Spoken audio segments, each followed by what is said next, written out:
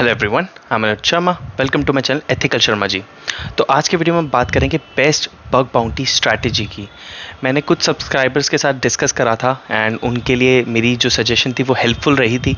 तो I thought कि इस पर एक वीडियो बना दिया जाए, एक छोटा सा वीडियो, और उसमें मैं बता दूं कि क्या स्ट्रैटेजी आप फॉलो कर सकते हैं बेटर रिजल्ट्स के लिए बग बाउंटी में। तो आज हम वही डिस्कस करेंगे। तो वीडियो पसंद आए तो उसको लाइक कर देना, नहीं पसंद आए तो उसको डिसलाइक कर देना, कोई बात नहीं। चैनल को सब्सक्राइब कर देना और बेल आइकन को प्रेस कर देना ऐसे वीडियोस की नोटिफिकेशन के लिए। तो चलिए शुरू करते हैं। तो बग बाउंटी, देखो बग क्या होता है? सिक्योरिटी इशू, इसको हम सिक्योरिटी वल्नरेबिलिटी भी कह सकते हैं, राइट। उसको जब फाइंड करते हैं और सबमिट करते हैं सबसे पहले तो उसकी बाउंटी मिलती है, ठीक है। तो बाउंटी इज़ बेसिकली मनी। और अगर मनी नहीं दे पाते, कई कुछ होते हैं जो कि मनी की जगह आपको स्वैग दे देते हैं। तो swag it could be some product, जैसे कोई टी शर्ट दे दी, राइट, बग निकालने के लिए, या फिर आपको हॉल ऑफ फेम में नाम दे दिया। आपका एक हॉल ऑफ फेम होता है, आपने देखा होगा, जैसे माइक्रोसॉफ्ट है, फेसबुक है, उसमें भी हॉल ऑफ फेम भी होता है जिन्होंने सिक्योरिटी बग्स निकाले होते हैं, राइट। तो ऐसे ऐसे करके होता है। तो ये होता है bug bounty in short, in general. इसके प्लेटफॉर्म आपने नाम सुना होगा, नहीं सुना हो तो मैं बता देता हूँ। जैसे बग क्राउड हो गया, मोस्ट पॉपुलर में से आता है बग क्राउड, HackerOne, ऐसे और भी बहुत सारे हैं, ठीक है। तो उसमें क्या होता है, लिस्टेड होते हैं कि ये एप्लीकेशंस हैं और उसमें एक रिस्पॉन्सिबल डिस्क्लोजर प्रोग्राम होता है, उसमें डिटेल्स दी होती हैं कि जैसे आप उस पर स्कैनर रन नहीं कर सकते, या फिर ये फाइंडिंग्स हैं जो कि लिस्टेड हैं, आप इसको अगर करोगे तो आपको बाउंटी नहीं मिलेगी। तो उसमें सारी डिटेल्स होती है, ठीक है। तो ये तो हो गई बात कि बग बाउंटी होता क्या है, बग बाउंटी प्रोग्राम क्या होता है। अब बात करते हैं स्ट्रैटेजी की, जिसके लिए मैं ये वीडियो बना रहा हूँ। तो बेस्ट स्ट्रैटेजी क्या है? देखो, मेरा ये मानना है कि चीज़ों को जब आप सिंप्लीफाई कर दोगे ना तो रिजल्ट्स बेटर आते हैं।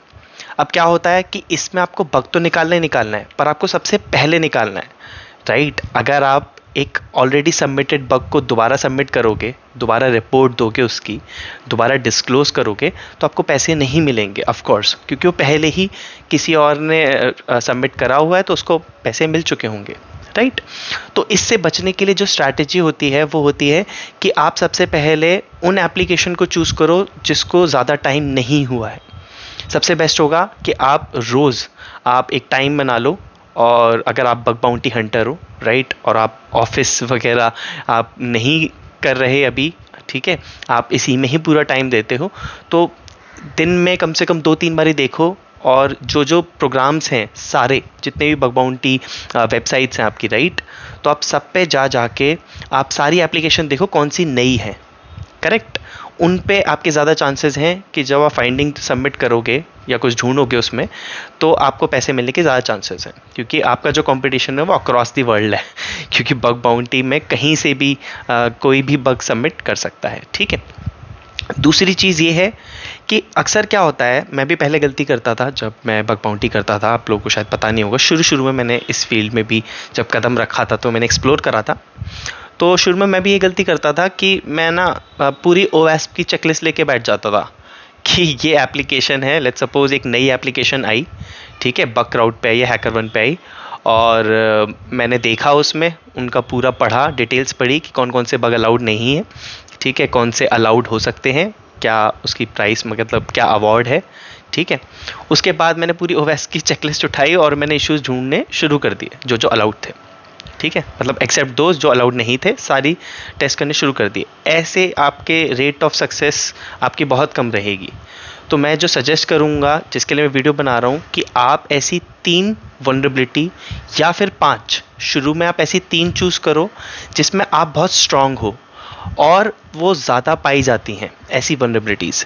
जैसे कि फॉर एग्जांपल मैं बता दूं, जैसे आप चूज़ कर सकते हो ब्रोकन एक्सेस कंट्रोल, ठीक है, और ढूंढना भी आसान हो जाता है, राइट।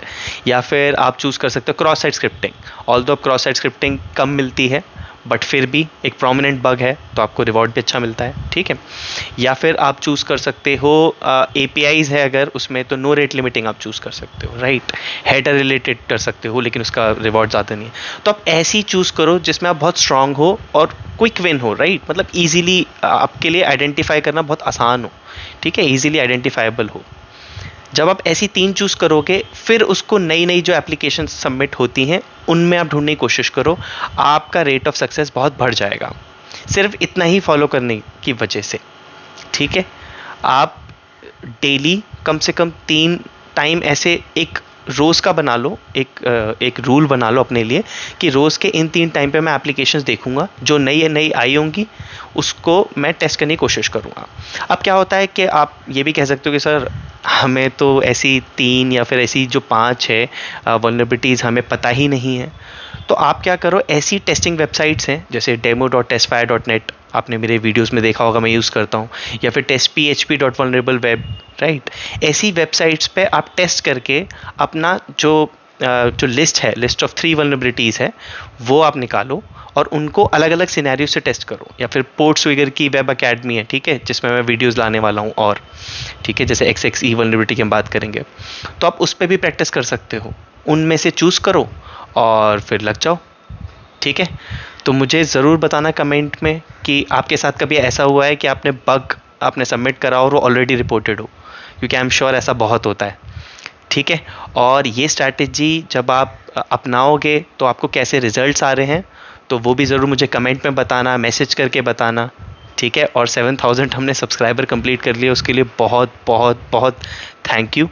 और ऐसे ही हम बढ़ते रहेंगे, ऐसे ही आप लोगों की मैं हेल्प करने की कोशिश करता रहूँगा, मेरी भी हेल्प हो जाती है, राइट। तो अगले वीडियो में ऐसे ही हम कुछ बातें करेंगे, तब तक stay tuned, keep learning, bye bye.